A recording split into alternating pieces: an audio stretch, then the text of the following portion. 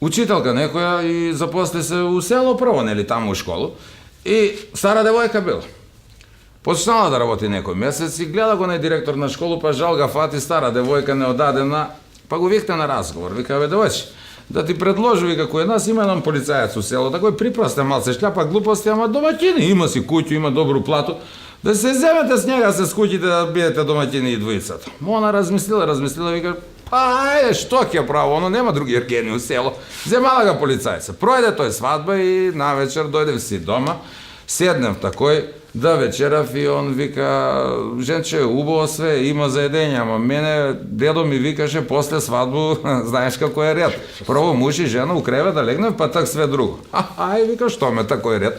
Ке легнев, он и истерав тој работу, вечерав, заспиев, јутрето сабален, направи снашка доручак, убав, богат, седне муж да доручкуе, вика, женче, мене баба ми викаше.